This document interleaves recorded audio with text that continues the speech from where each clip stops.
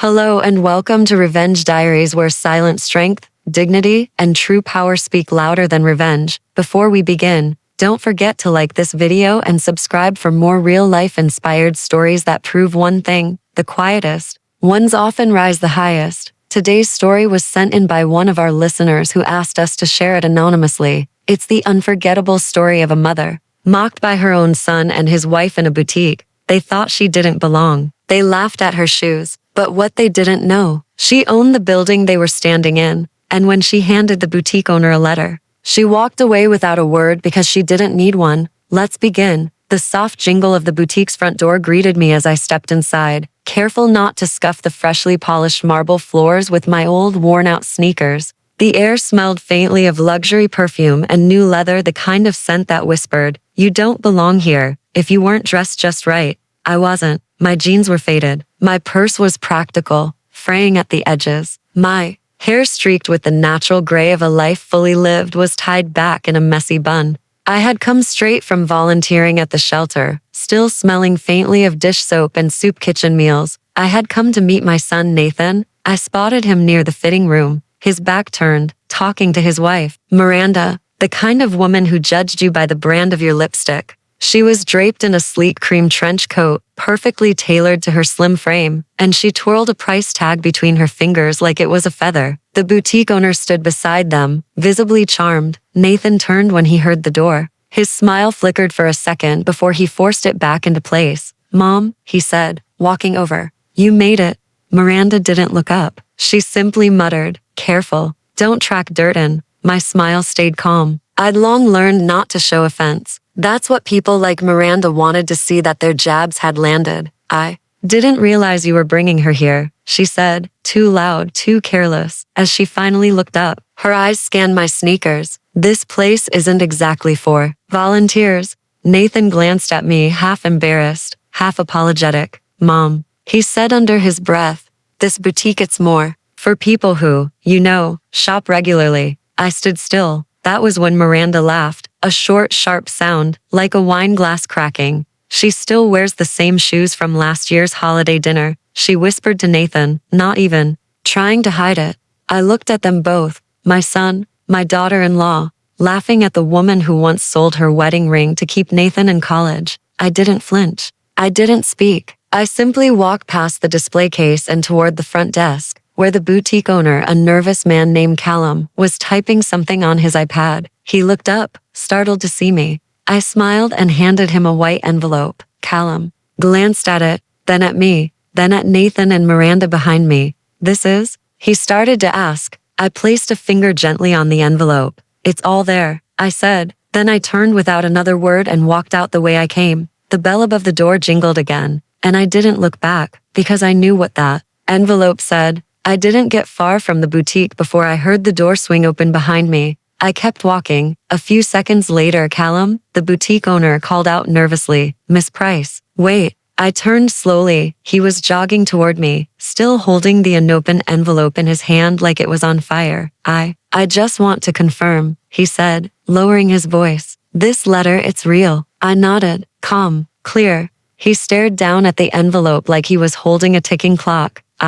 I never knew," he said. "You're the owner of the building?" "I've always been," I said gently. "I just never saw a reason to say it." He blinked. "You never said anything all these years." "That's because I don't need to," I replied. "People show who they are without help." He swallowed hard and glanced over his shoulder. I saw Nathan and Miranda in the boutique doorway, squinting in confusion. I knew they'd ask what the envelope was. I also knew what they'd find inside. It was a legal notice, an update to the lease, effective immediately. Callum had full freedom to continue running his business, but only if he updated his staff training, implemented mandatory respect and inclusion workshops, and agreed to post a clear sign at the front, "All are welcome here." And tucked behind the formal documents, a note in my handwriting: "We don't build walls by accident, but we can choose to tear them down. Miss Price." Callum nodded slowly, clearly moved. "I'll do it," he said. "All of it. I know you will." And then I turned again and walked away. This time, he didn't follow, but someone else did. 10 minutes later, as I was placing oranges into a paper bag at the local farmer's stand, I heard hurried footsteps. "Mom?" I looked up. Nathan. He was out of breath, his eyes darting with a mixture of embarrassment and disbelief. Was that true? He asked. You own the building? I didn't answer right away. I handed the cashier a few bills, then looked at my son, who used to run through my kitchen in muddy socks and ask for cookies before dinner. Why does it matter now? I asked quietly. He opened his mouth, but no words came. I turned to walk toward the parking lot. Wait, he said, following. I feel like an idiot. Miranda and we didn't know. You didn't say anything. I placed the paper bag into my car gently. That's because I didn't need to say anything, Nathan. I was watching, listening. I wanted to see how you treated someone when you thought they had nothing. His face fell. You treated me like I was less. He looked down, ashamed. I didn't mean it like that.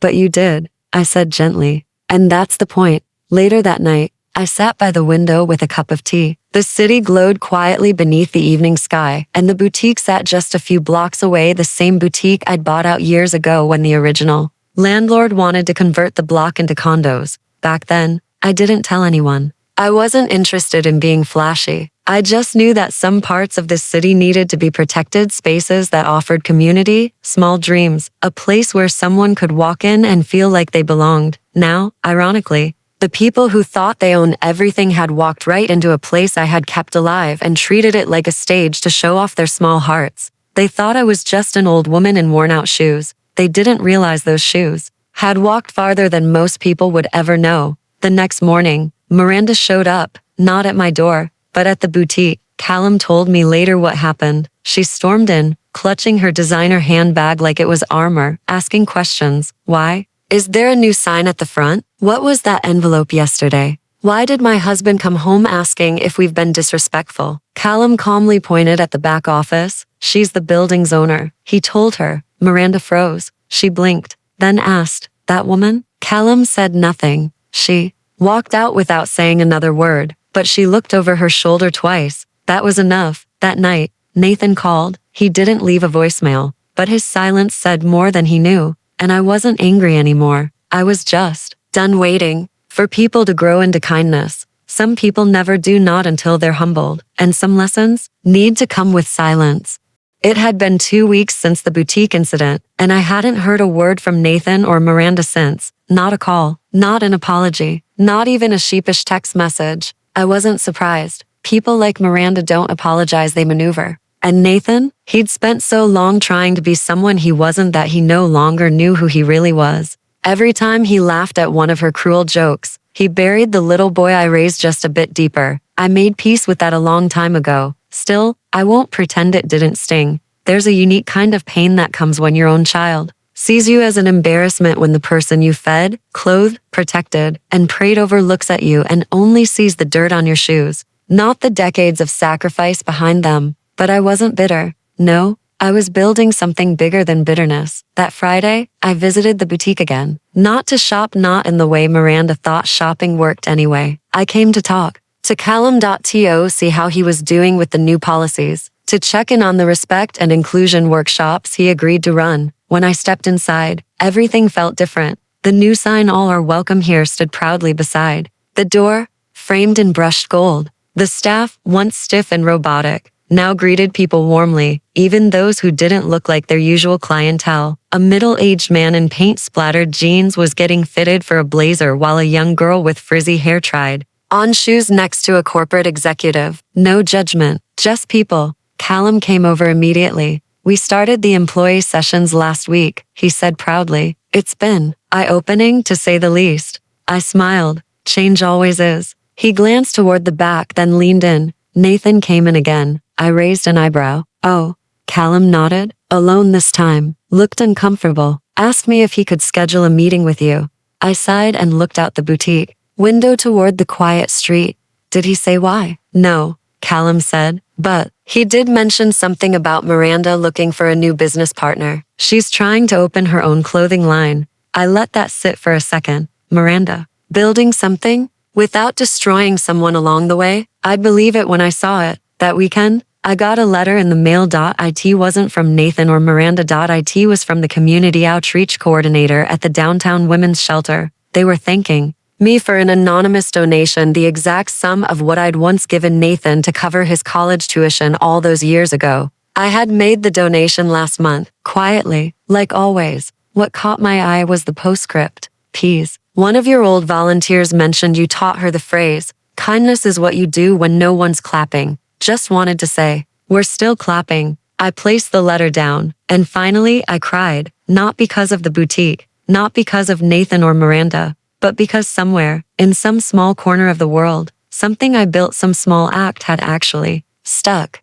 And that meant everything. 3 days later, my phone rang. Nathan. I answered, seeing the name. There was a long pause. Hey, Mom. His voice was softer than I remembered. Unsure, almost childlike. I know it's been a while, he said. Yes. I replied simply. I wanted to say I'm sorry. Another pause. For the boutique. For what I said. For letting Miranda treat you like that. I didn't speak. He continued. I've been thinking a lot since then. About everything. About who I became trying to make her happy. And who I hurt doing it. Still, I said nothing. Because silence has weight. And sometimes people need to feel it pressing down on them before they start rising from it. He cleared his throat. She's starting a new brand, he said. Asked me to invest. I told her. I couldn't.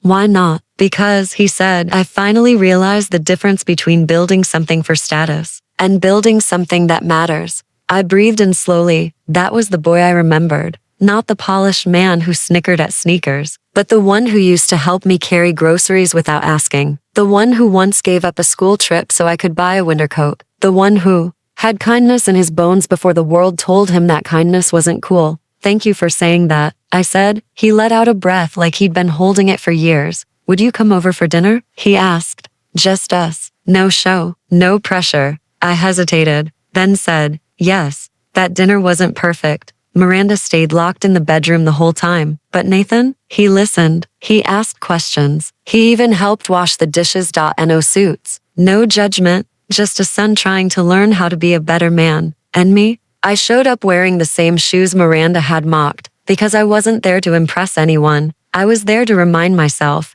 You don't need approval from the people who couldn't see your worth when they thought you had none. The following weekend, I returned to the boutique again, not to shop, not to check on changes, but simply to enjoy the feeling of watching something you built thrive. Callum greeted me like an old friend. It's been calm here, he said, respectful. Feels like a different place. I nodded, watching two women, one dressed in a crisp business suit, the other in a hand-knit cardigan, try on scarves and laugh like old friends. It was working, and yet, just as I was about to leave, the door jingled again. I turned. Miranda. She stepped in like she owned the place, heels sharp, eyes sharper, mouth curled in a smirk. But this time, something was different. Her confidence looked forced. There were cracks in the performance. She noticed me instantly. Her mouth froze, her expression unreadable. Mrs. Price, she said. I gave her a polite nod. Miranda. She glanced at Callum, then at the back of the shop where some customers were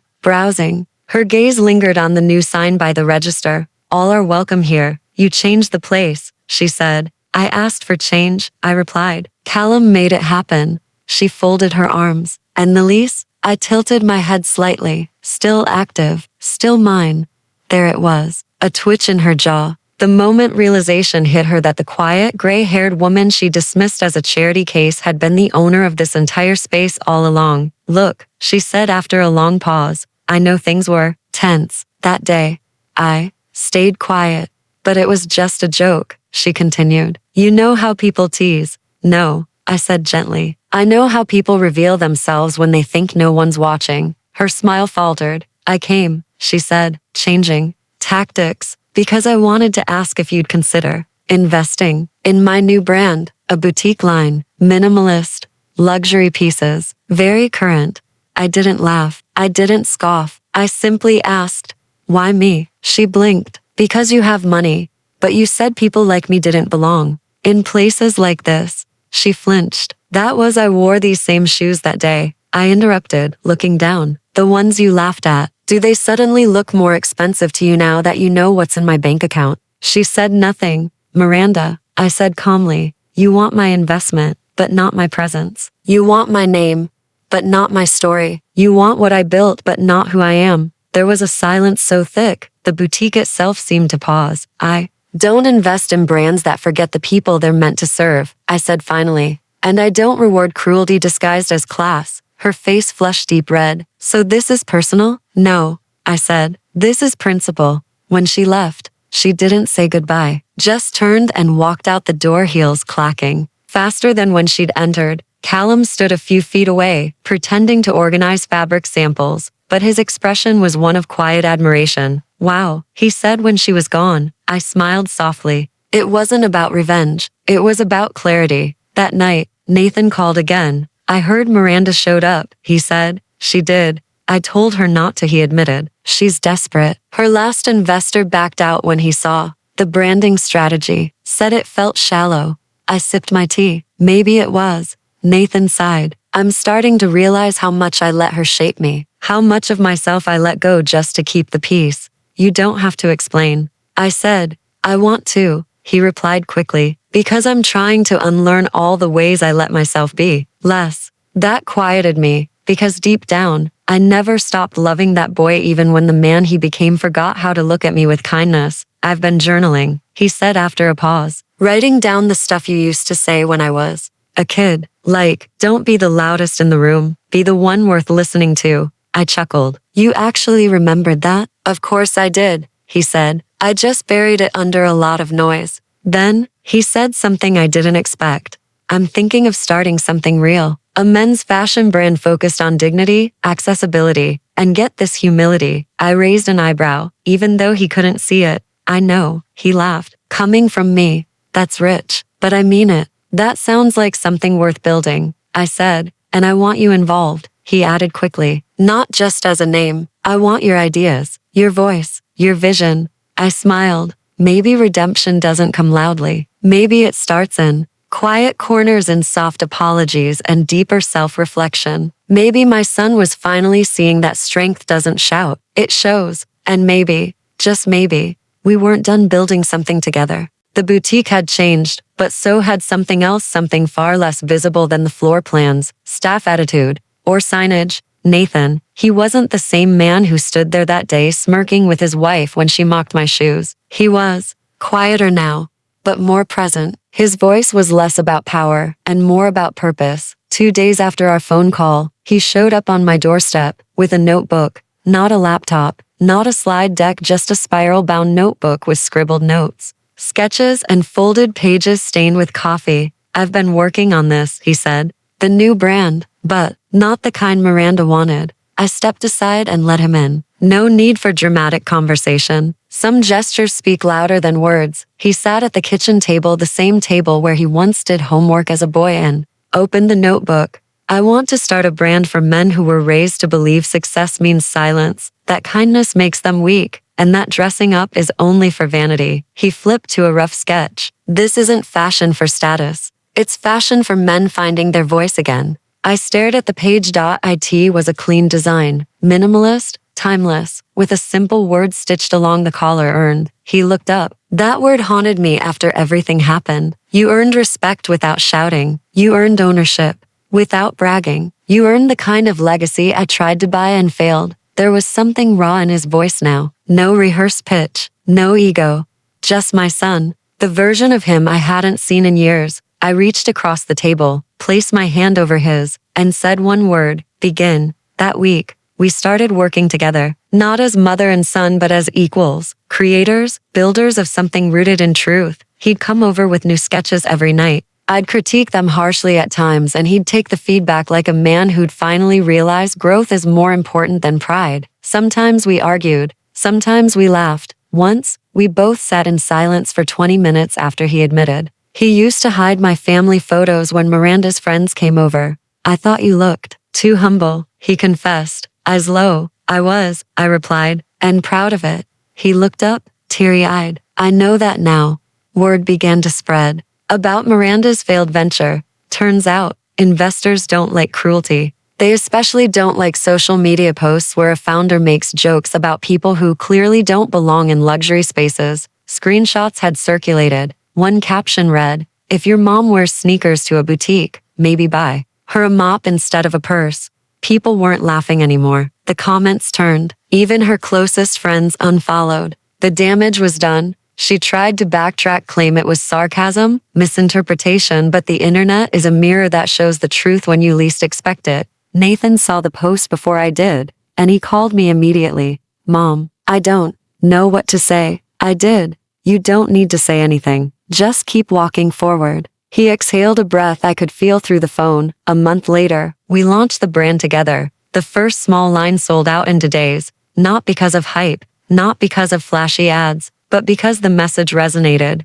Dignity doesn't need an invitation. That was our tagline. Nathan asked if we should do a press release, talk about the boutique incident for publicity. I shook my head. No revenge stories. Let the work speak. He smiled. That sounds like something you'd say. I raised an eyebrow. It is. Weeks passed. Then one afternoon, while I was folding laundry in the living room, the buzzer rang. I answered. It was Miranda, hair pinned, makeup perfect, posture stiff. I buzzed her in, not out of kindness but out of peace. She stood at my door, awkwardly, clutching a designer bag she clearly hoped would distract from her discomfort. I came to talk, she said. About what? I asked, not moving aside yet. She swallowed. About Nathan. About what I said, what I did. I raised an eyebrow. I lost everything, she continued, voice smaller now. The brand, the following, the trust. I didn't think people would care that much about a joke,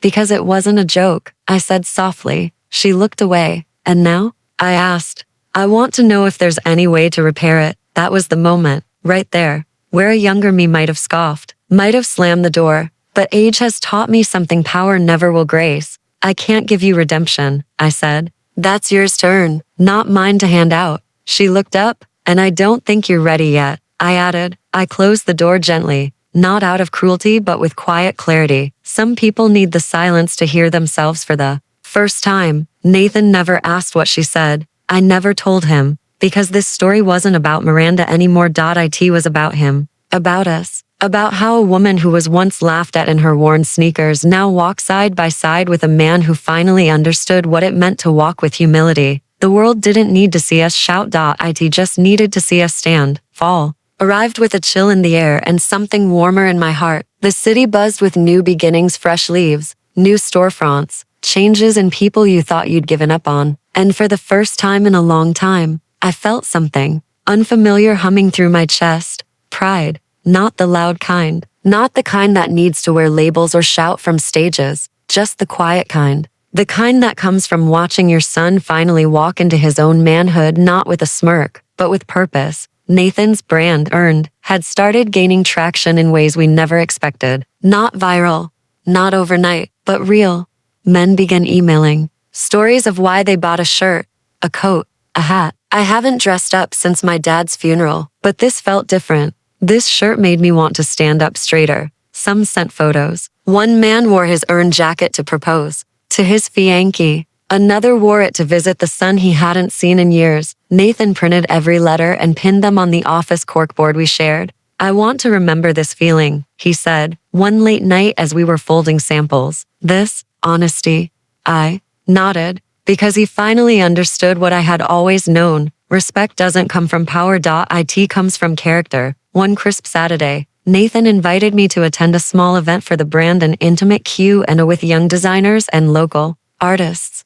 I hesitated. The public part still felt strange to me, but he insisted. It's not a show, he said. It's a conversation, and I want them to hear from you. So I came. I wore my same old sneakers, the ones Miranda once laughed at. I paired them with a plain gray shawl and a soft smile that had taken me decades to earn. We arrived at a converted loft space downtown. Wood beams, soft lights, chairs arranged in a circle. No flash, no red carpets, just people. When the host introduced Nathan, he didn't start with numbers or trends. He started with a story about a woman who used to walk him to school in the snow. A woman who kept dinners warm even after double shifts. A woman who got mocked in a boutique and handed over a letter without saying a word. He didn't say my name until the end. Then he turned toward me, eyes wet, voice clear, and that woman, he said, is my mother. The reason I stopped chasing the world's approval and started earning my own. The room fell still. Then slowly, The applause rose steady, respectful, and full. I didn't cry, not then, but when he walked over,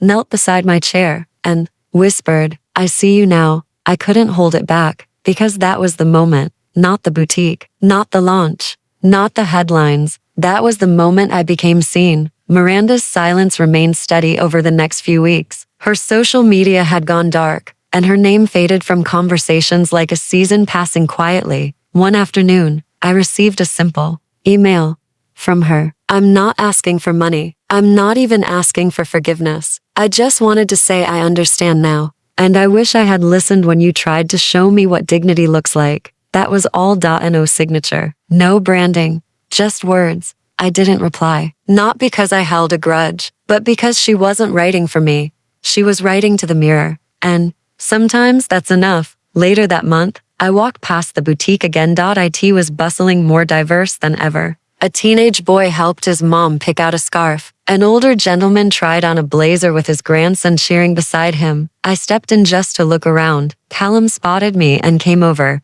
"You inspired this," he said. "You changed everything." I smiled. "No, I just reminded people what mattered." He pointed toward a new plaque near the counter. It read, "Respect is not owed to wealth, it is owed to humanity." I stared at it for a moment. That wasn't a brand slogan. That was a life truth. Nathan came by that night, holding 2 warm cups of coffee and a notebook filled with new designs. "You know," he said, sitting across from me, "I used to think respect meant being in charge." I tilted my head, and now, he grinned, "Now I know it means being worth following." He flipped open the last page of his notebook. It wasn't a design, it was a letter. "I've been writing this since we started," he said. "It's the first page of the new campaign." I read it, to the ones who were laughed at, ignored, or called less than. "You don't need louder voices. You need stronger roots. And when you stand up, not to shout but to be still and seen, remember this, you've already earned it."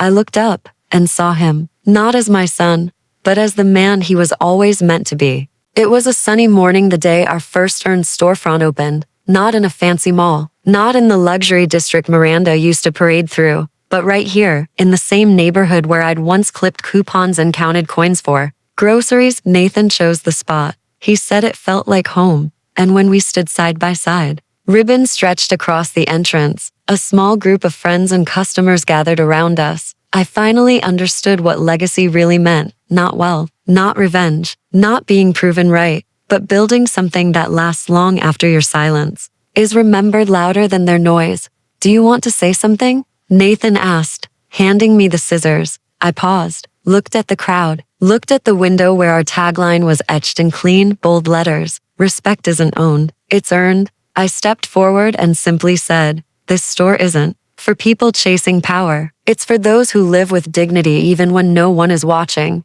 And I cut the ribbon. The doors opened, and the world felt a little bit right.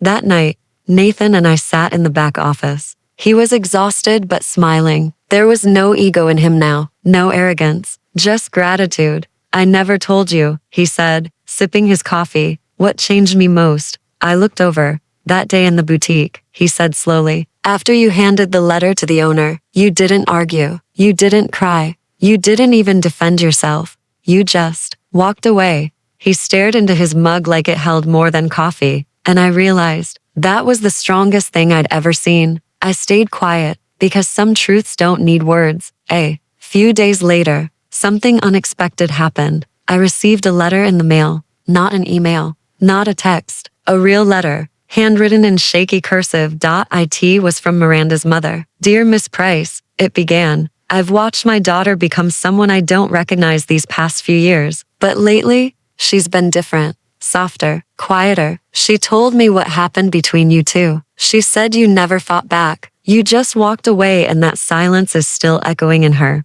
Whatever you did, however you did it, thank you." I sat with that letter in my lap for a long time, because the truth is our power isn't always in what we say. Sometimes it's in what we choose not to say. Sometimes dignity doesn't roar. It whispers, and those whispers last longer than any applause. A month later, Miranda quietly launched a small handmade line. No fanfare, no influencers, just a table at a local market, clothes she'd sewn herself, fabrics donated by the boutique. I passed by once, didn't stop, but I saw her helping a little girl pick out a dress, and for the first time, her face looked real, not flawless, but human, and that was enough for me. Nathan's brand continued to grow, but we never chased big. He made sure of it. Every new store stayed rooted in the same values. No velvet ropes, no whispered judgments, just good clothes for honest people. And on the wall of every location, just above the counter, hangs a framed photo. Me, standing at the first ribbon cutting, holding the scissors, wearing the very same shoes. Miranda mocked. Beneath it, in simple print, she didn't wear wealth, she wore wisdom. Sometimes people ask me if I ever confronted Miranda again, if I ever rubbed it in, if I ever looked her in the eye and said, "See, but here's the thing. When you really rise, when you really win, it's not about them anymore. It's about the you who didn't break, who kept walking, who stood tall even when no one clapped. They tried to shrink me to fit their comfort, but I was never small. They just never looked closely enough. So if you've ever been mocked for how you look, for what you wear, for not fitting into someone else's version of success, remember this. You don't need to shout. Just walk. Walk with grace, with clarity, with the knowledge that your worth doesn't rise or fall based on someone else's blindness. Because one day, quietly, powerfully, and without warning, they'll look up and realize the person they tried to ignore now owns the ground beneath their feet. And by then, you'll be too busy building to notice them watching.